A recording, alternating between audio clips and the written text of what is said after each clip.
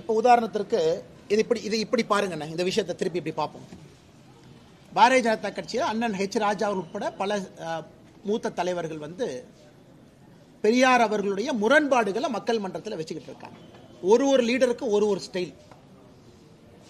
நான் இந்த கட்சியினுடைய மாநில தலைவராக,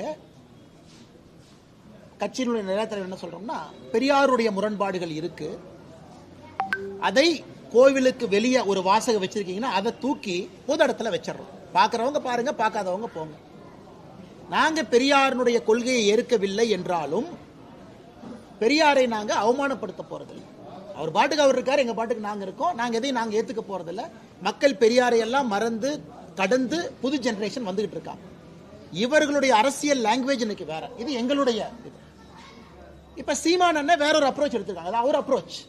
ஆனா பாரதிய ஜனதா கட்சி பெரியார் அவர்களை பற்றி பேசி இருக்கக்கூடியது கன்சிஸ்டன்டா தான் எங்க ஸ்டாண்ட் இருக்கு. மேபி டிஃபரன்ஸ் மாறி இருக்கலாம், இன்டென்சிட்டி மாறி இருக்கலாம்.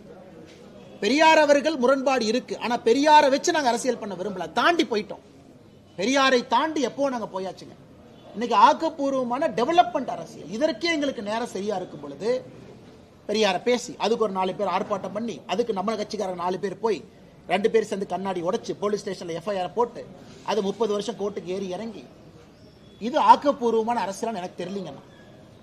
அண்ணன் சீமான் அவருடைய பாதை அவர் பாதை, எங்க பாதை எங்க பாதை. நாங்க ஆக்கப்பூர்வமா டெவலப்மெண்டல் பாலிடிக்ஸ் பேசுறேன். பேசல, கல்வியை பத்தி பேசுறேன், பொருளாதாரத்தை பத்தி பேசுறேன்னா, விஞ்ஞானத்தை பத்தி, வேளாண் துறையை பத்தி தான் நாங்க பேசுறோம். எங்களுக்கு அது போதும் என்று நினைக்கின்றோம்.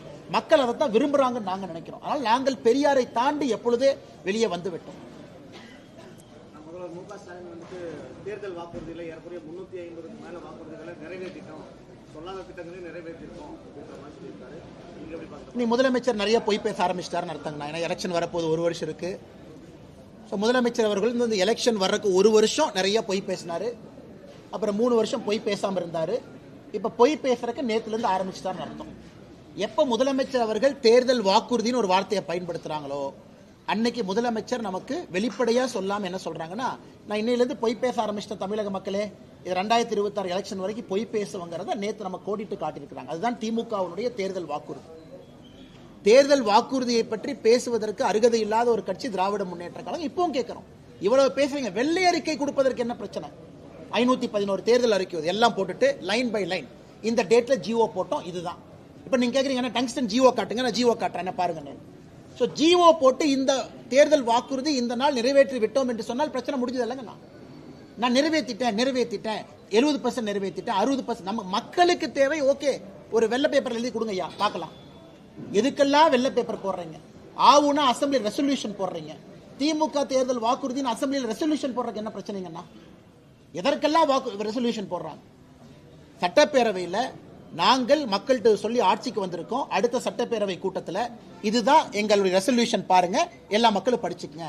அது செய்யாதவரை யாரும் திமுகவை நம்ப போவது கிடையாது.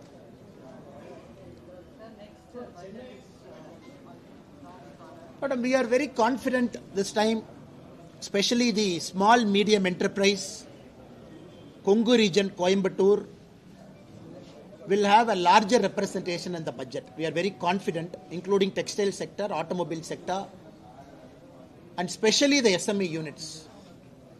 Also with respect to the infrastructure, we are also expecting in a very positive way the Kongu region, especially Coimbatore, this part which is the growth engine of Tamil Nadu, which has got so many colleges, skilled people, will have a larger share in the budget that is going to be presented in February 1, 2025, because Coimbatore and all this region deserves to have that representation.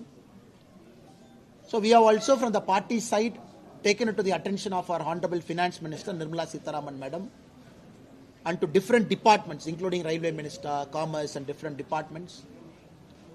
And even last week Piyush Goyal ji has said the FTA is on the fast track mode. When everything happens together, the growth potential of this Kongu region will truly be in a different level.